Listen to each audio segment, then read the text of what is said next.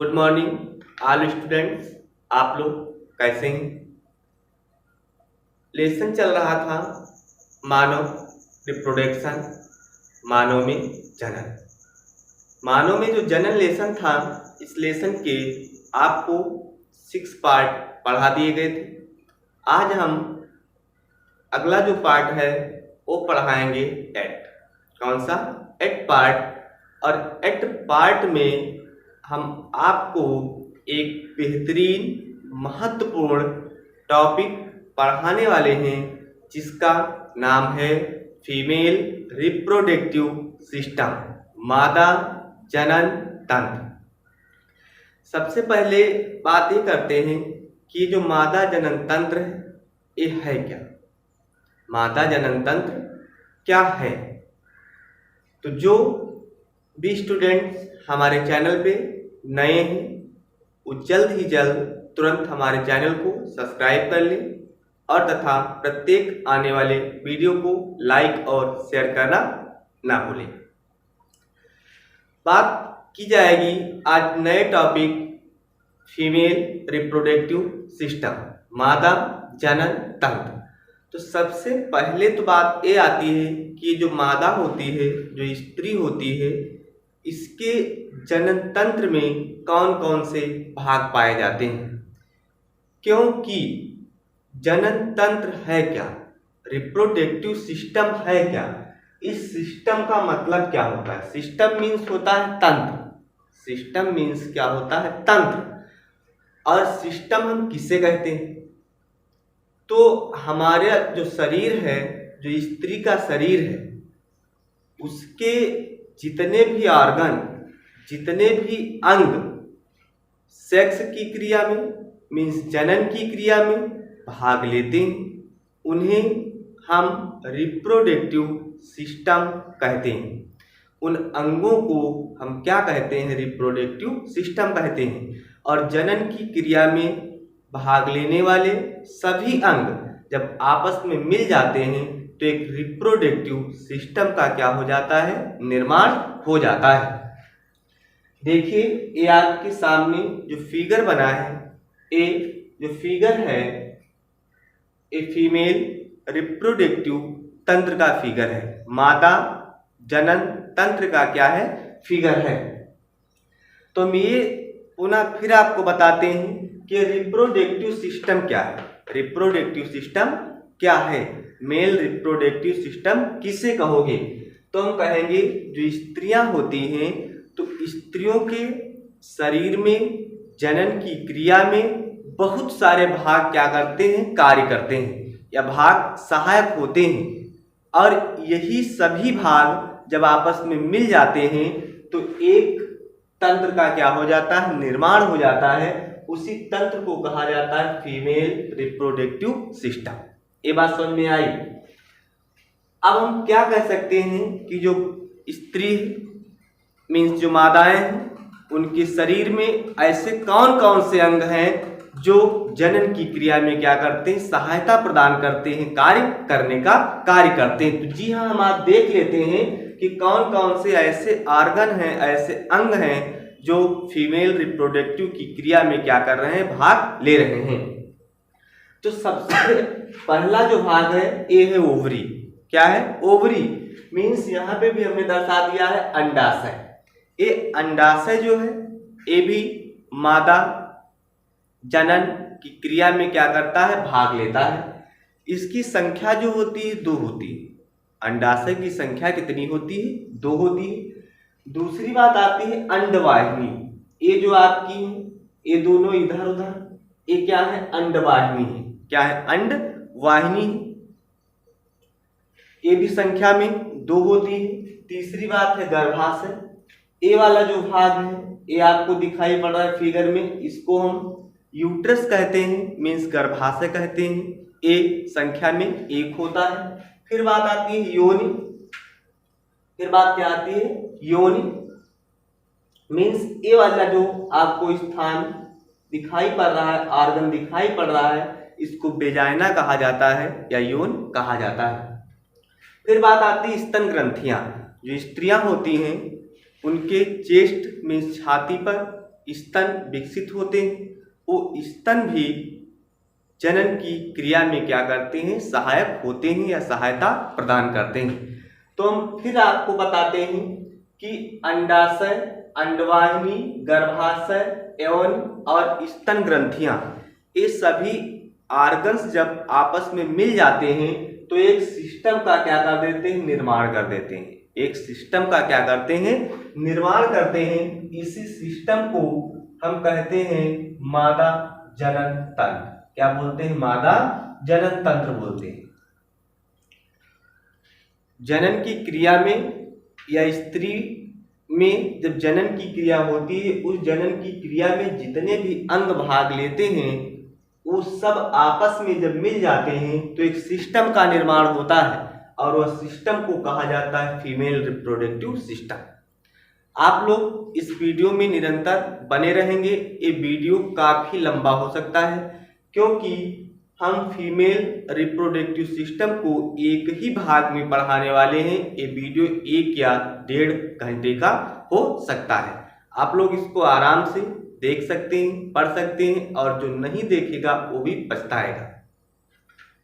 सबसे जरूरी ये है कि जो स्त्रियां होती हैं उनके लिए ये बहुत ही महत्वपूर्ण क्या है, इम्पोर्टेंट टॉपिक है।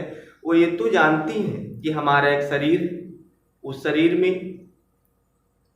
शरीर में वेजाइना पाई जाती है, होती है, इसमें क्या होता है, लेकिन ये नहीं पता चलता है, उनको ये नहीं पता है कि प्रत्येक स्त्री जो होती है वो प्रेग्नेंट कैसे हो जाती है, किस तरह से हो जाती है। तो इस वीडियो में हम आपको वो सारी बातें बताएंगे।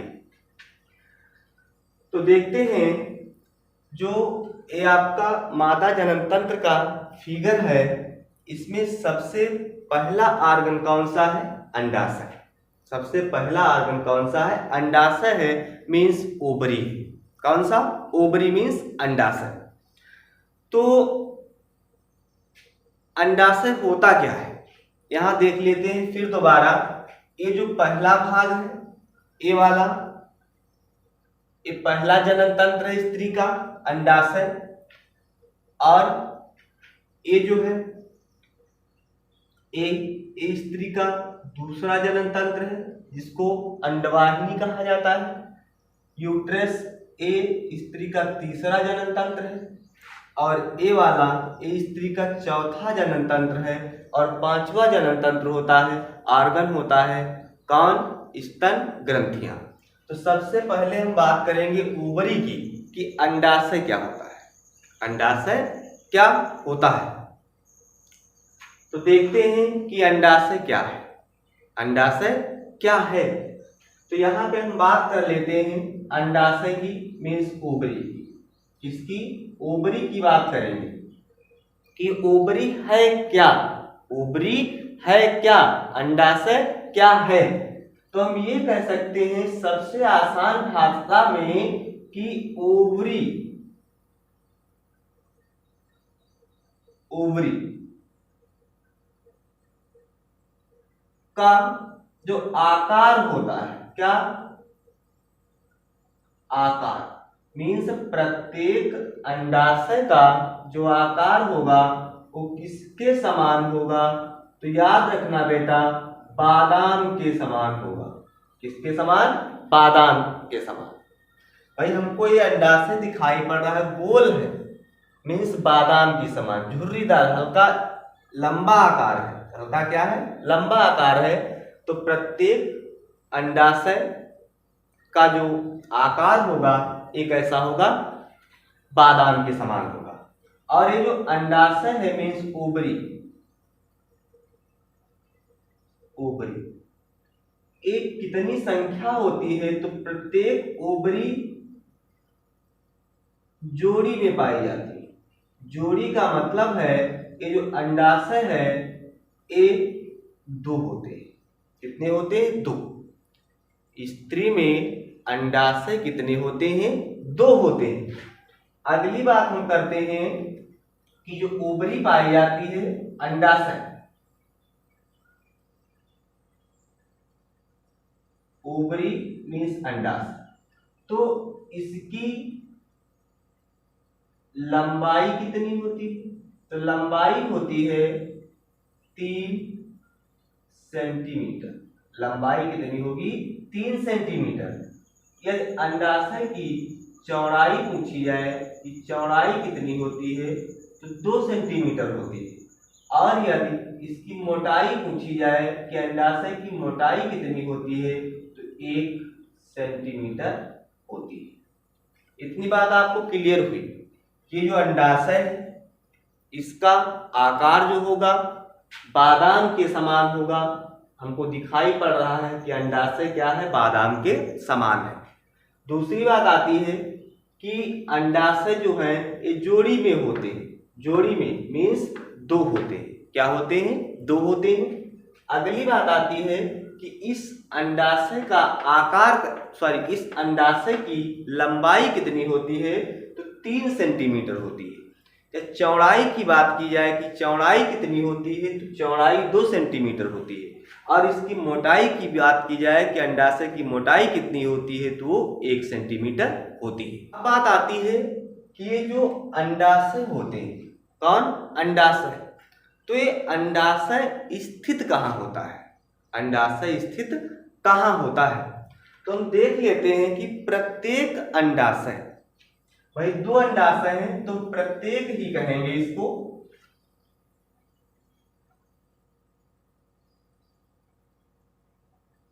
प्रत्येक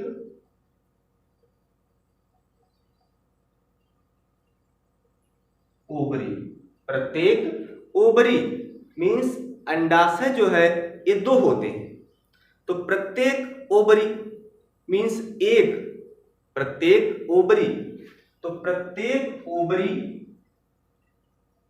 में से, प्रत्येक ओवरी में से, प्रत्येक ओवरी में से जो एक ओवरी होता है, एक अंडाशय। भाई अंडाशय 2 होते हैं तो एक अंडाशय, एक ओवरी वृक्क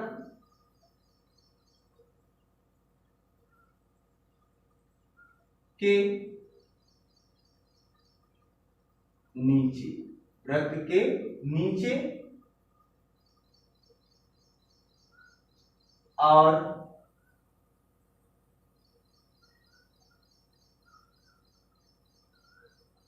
थोड़ा पीछे, थोड़ा पीछे, थोड़ा पीछे।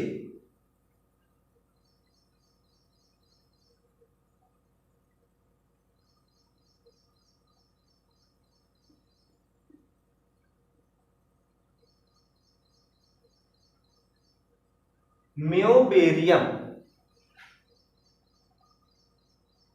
के द्वारा, के द्वारा उदर गुहा से जुड़ा होता है। इतनी बात समझे? भाई प्रत्येक ये जो अंडाशय है ये एक होती है परत जिसको कहते हैं म्योबेरियम। म्योबेरियम उसके द्वारा एक उदर गुहा में स्थित होता है या जुड़ा होता है। और दूसरी ओर भाई ये अंडाशय दिखाई पड़ रहा है तो एक ओर वक्र के नीचे म्योबेरियम से जुड़ा हुआ उदर गुहा में होता है। और ये दूसरी ओर की बात की जाए, दूसरी ओर, तो ओवरी जो होता है मीन्स अंडाशय, ओवरी दूसरी और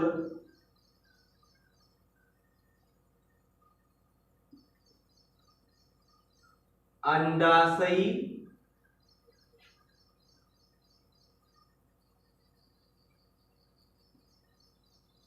लिगामेंट से, अंडाशयी लिगामेंट से